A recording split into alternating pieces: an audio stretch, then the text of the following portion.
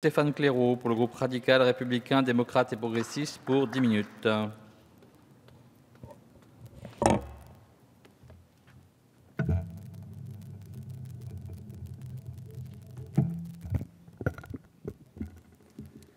Monsieur le Président, Madame la Ministre, Madame la Présidente de la Commission des Affaires sociales, Madame le rapporteur, chers collègues, nous voilà réunis aujourd'hui afin d'étudier le texte en seconde lecture concernant l'adaptation de la société au vieillissement.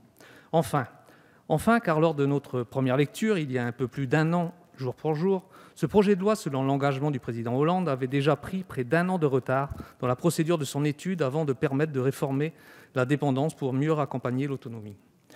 La navette parlementaire étant ce qu'elle est, le groupe des radicaux de gauche et apparentés déplore toutefois une navette de près d'un an avant de voir revenir à l'Assemblée nationale ce projet de loi. Dès lors, Madame la Ministre, nous espérons que lorsque ce texte sera voté dans les deux chambres, vous puissiez prendre rapidement les décrets d'application afin que ces politiques publiques tant attendues puissent être mises en œuvre. Cela fait en effet des années que les personnes âgées, leurs familles et l'ensemble des professionnels du secteur attendent ce texte majeur qui nous concerne toutes et tous, directement ou indirectement.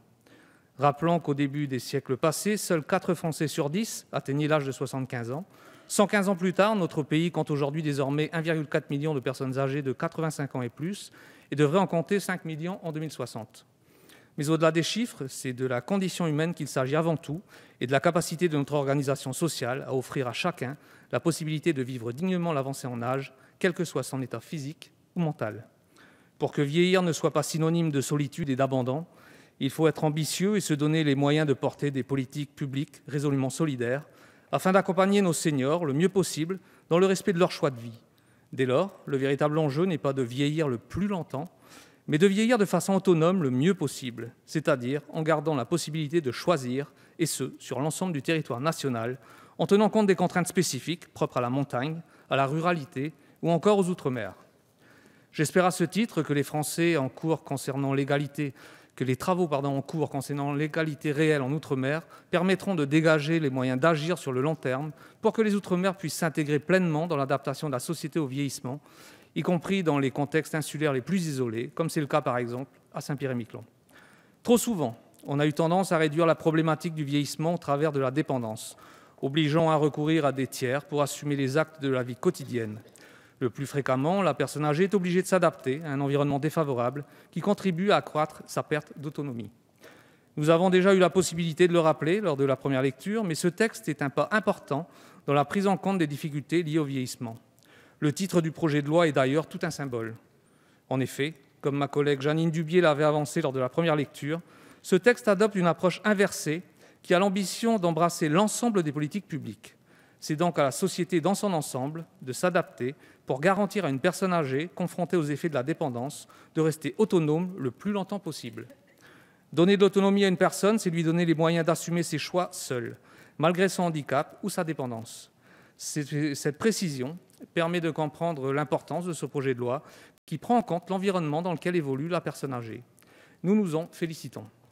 Avec ce projet de loi, la politique de l'âge couvre toutes les dimensions de la prise en compte de l'avancée en âge, en confortant le choix d'un financement solidaire de l'accompagnement de leur perte d'autonomie, fondé sur une ressource dédiée avec la contribution additionnelle de solidarité pour l'autonomie, la CASA. Toutes les politiques publiques doivent être mobilisées autour des enjeux de l'autonomie, qui représentent du reste un gisement d'emploi considérable. Toutefois, lors de nos débats passés concernant des PLFSS antérieurs, nous nous étions rendus compte que plusieurs années de suite, le produit de la taxe CASA avait été réaffecté au Fonds de solidarité vieillesse. Face à la protestation des acteurs, 130 millions d'euros de crédits prélevés sur les taxes instituées en faveur de la Caisse nationale de solidarité pour l'autonomie ont finalement heureusement été réaffectés en faveur des personnes âgées dépendantes.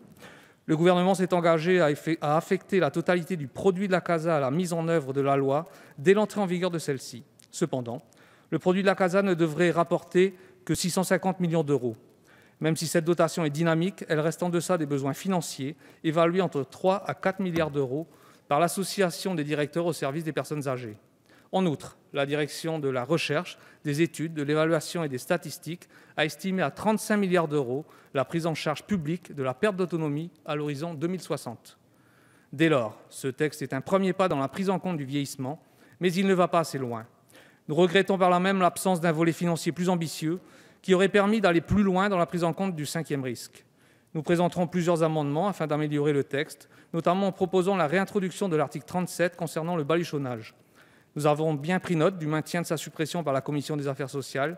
Et nous avons estimé que, puisque l'article 37 avait été voté en première lecture par notre Assemblée, il était logique de le réintroduire dans ce projet de loi.